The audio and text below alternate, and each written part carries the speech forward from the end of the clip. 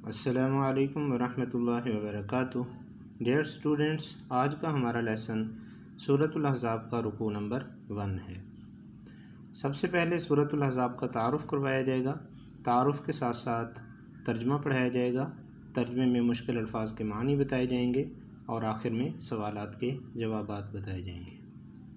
ترجمہ پڑھانے کے دوران آپ کے پاس پین پنسل ہونی چاہیے تاکہ آپ مشکل الفاظ کی نشاندہی کرتے رہیں۔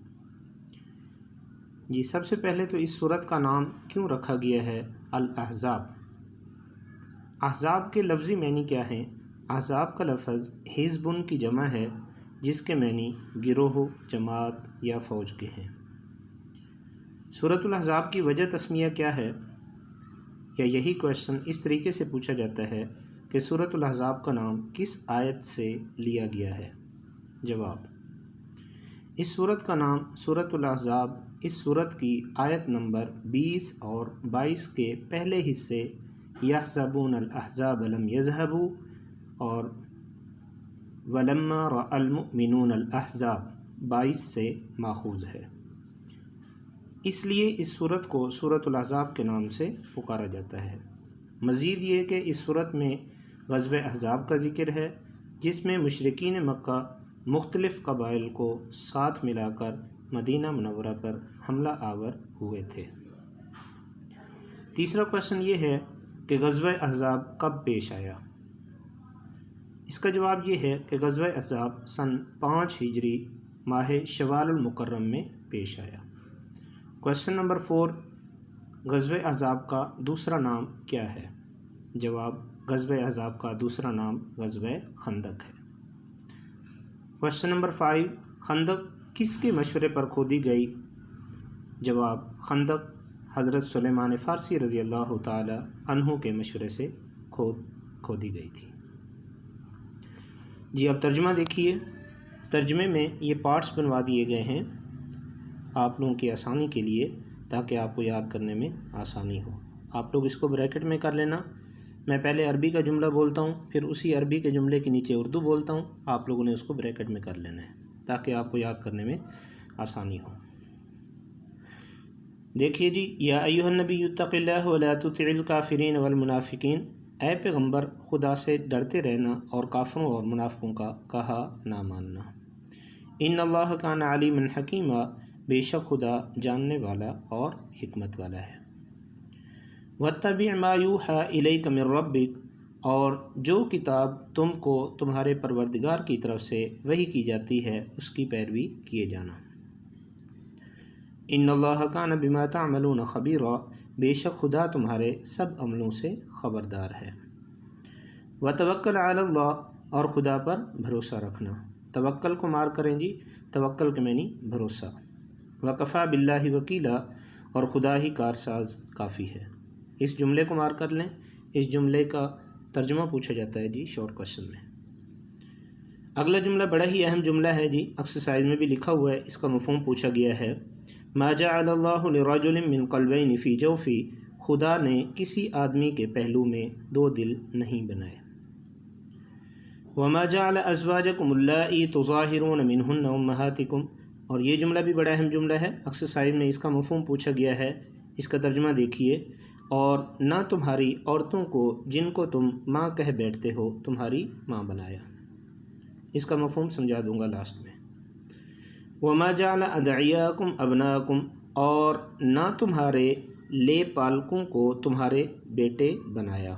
ادعیا کو مار کریں، ادعیا کے معنی منہ بولے بیٹے، لے پالک بھی کہہ سکتے ہیں، اور اسی طرح جوف کو مار کر لیں، جوف کے معنی پہلو، دھڑ، اور تظاہرون تم ظہار کرتے ہو۔ آگے دیکھیے جی، ذالکم قولکم بافواہکم، یہ سب تمہارے منہ کی باتیں ہیں۔ افواہ کو مار کریں، افواہ کے معنی منہ۔ واللہ یقول الحق وہو یہدی السبیل، اور خدا تو سچی بات فرماتا ہے اور وہی سیدھا راستہ دکھاتا ہے۔ ادعوہم لآبائہم هو اقسط عند اللہ، مومنو لے پالکوں کو ان کے اصل باپوں کے نام سے پکارا کرو، خدا کے نزدیک یہی درست بات ہے۔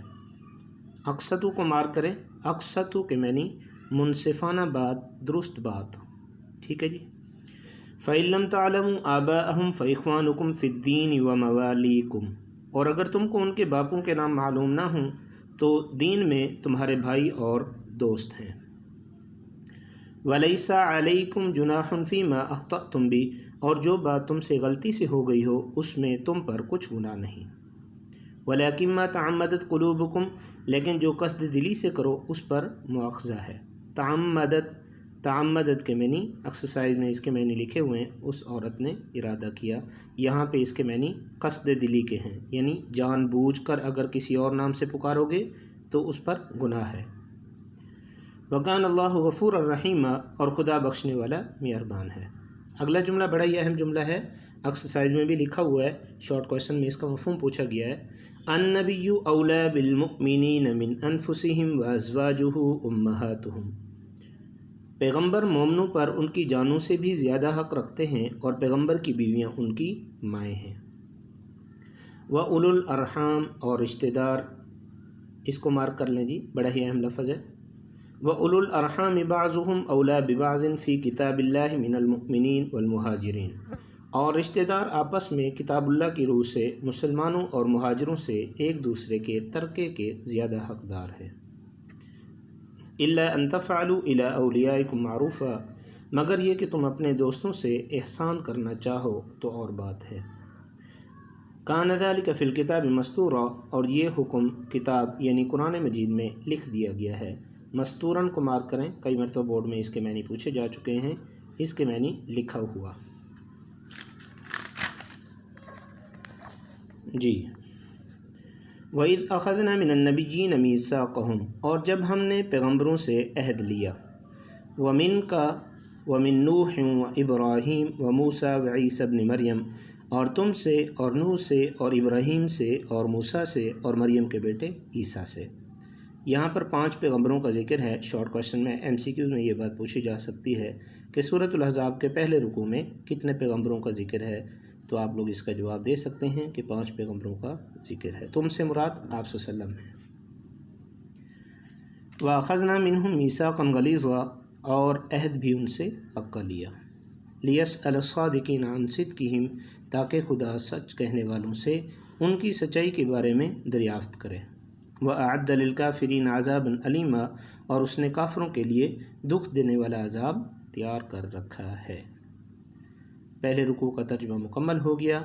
اب آپ لوگوں نے سب سے پہلے تو ایکسرسائز میں اس رکوع کے جتنے بھی مشکل الفاظ کے معنی دیے ہوئے ہیں آپ لوگوں نے ان کو اچھے طریقے سے یاد کرنا ہے، اور اس کے ساتھ ساتھ یہ کویشچن دیے ہوئے ہیں تو ان کویشچن کے آنسر میں آپ کو شو کروا دیتا ہوں، یعنی دکھا دیتا ہوں، آپ لوگوں نے ان کو اچھے طریقے سے دیکھ لینا ہے اور یاد کر لینا ہے۔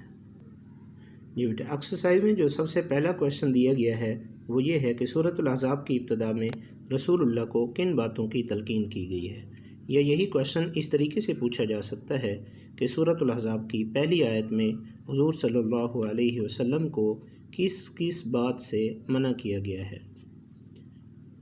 آپ لوگ سب سے پہلے جواب دیتے ہوئے ہیڈنگ لکھیں گے رسول اللہ صلی اللہ علیہ وسلم کو تلقین۔ اس کا جواب، سورۃ الاحزاب کی ابتدا میں رسول اللہ کو درج ذیل باتوں کی ہدایت کی گئی ہے۔ نمبر 1، اے پیغمبر خدا سے ڈرتے رہنا۔ نمبر 2، کافروں اور منافقوں کا کہا نہ ماننا۔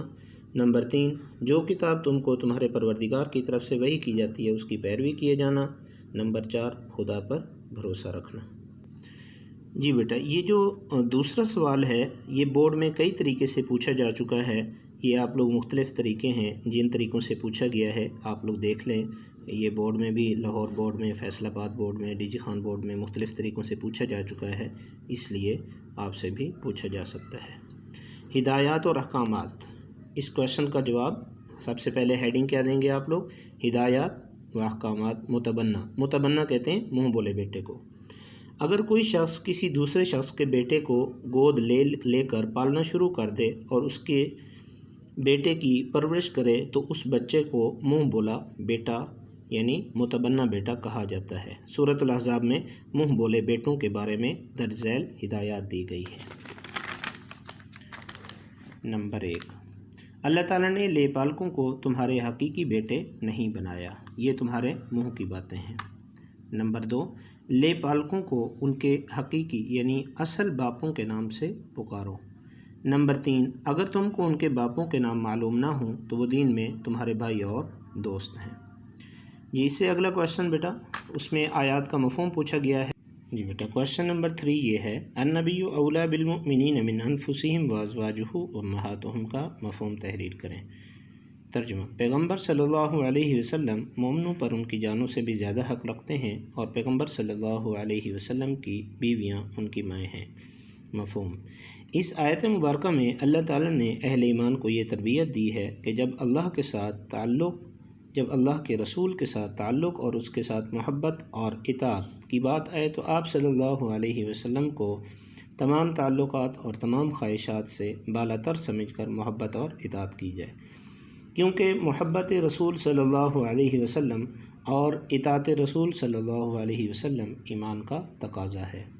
آیت کے اگلے حصے میں اللہ تعالیٰ نے حضور صلی اللہ علیہ وسلم کی ازواج مطہرات رضی اللہ تعالی عنہن کو مومنین کی مائیں قرار دے کر ان کی عزت افزائی فرمائی ہے۔ حضور اکرم صلی اللہ علیہ وسلم کے ساتھ تعلق کے باعث ہر مسلمان کا فرض ہے کہ ازواج مطہرات رضی اللہ تعالی عنہن کا احترام اس طرح کرے جس طرح اپنی حقیقی ماں کا کرتا ہے، اور ان سے نکاح بھی اس طرح ناجائز اور حرام ہوگا جس طرح حقیقی ماں سے ہوتا ہے۔ جی اس سے آگے جو آیت کا مفہوم پوچھا گیا ہے، ایکسرسائز میں بھی یہ آیت لکھی ہوئی ہے، ما جعل اللہ لرجل من قلبین فی جوفہ کا مفہوم تحریر کریں۔ ترجمہ، خدا نے کسی آدمی کے پہلو میں 2 دل نہیں بنائے۔ مفہوم، آیت کے اس حصے میں یہ بیان کیا جا رہا ہے کہ اللہ تعالیٰ نے انسان کو 2 ہاتھ، 2 پاؤں اور 2 کان اور 2 آنکھیں عطا فرمائی، لیکن صرف دل ایک ہی دیا ہے۔ اب ایک دل میں ایک عقیدہ ہی سما سکتا ہے۔ یہ ناممکن ہے کہ انسان کفر اور اسلام دونوں کو ایک ساتھ اپنائے اور پیروی کرے۔ بیک وقت حق اور باطل دونوں سے رشتہ جوڑے رکھنے کی اجازت نہیں ہے۔ وَمَا جَعَلَ أَزْوَاجَكُمُ اللَّائِي تُظَاهِرُونَ مِنْهُنَّ أُمَّهَاتِكُمْ، یہ بھی شارٹ کویشچن میں مفہوم اس آیت کا پوچھا جا سکتا ہے۔ سب سے پہلے تو آپ لوگ اس کا ترجمہ لکھیں گے، اور نہ تمہاری عورتوں کو جن کو تم ماں کہہ بیٹھتے ہو تمہاری ماں بنایا۔ آیت کے اس حصے میں یہ بیان کیا جا رہا ہے کہ بیوی کو ماں کہہ دینے سے وہ ماں نہیں بن جاتی۔ دور جاہلیت میں اگر کوئی اپنی بیوی کو ماں کہہ دیتا تو ان کے رسم و رواج کے مطابق وہ عورت اس پر حرام ہو جاتی تھی۔ جو شخص بیوی کو ماں کہہ بیٹھتے تو اسے زہار کہتے ہیں، اور اسلامی تعلیمات کی روشنی میں زہار کرنے سے بیوی ماں کے درجے تک نہیں پہنچتی، مگر ایسا کرنا جائز نہیں ہے۔ جو شخص ان احکامات کے بعد بھی زہار کرتا ہے تو اس کے لیے کفارہ ہے۔ اتنا ہی لکھ دینا کافی ہے اس آیت کا مفہوم۔ جی بیٹا آج کا ہمارا لیسن ختم ہو گیا، رکوع نمبر 1 کمپلیٹ ہو گیا۔ جو بھی اس میں اہم باتیں تھیں، سوالات کے جوابات تھے، وہ میں نے آپ کو بتا دیے ہیں۔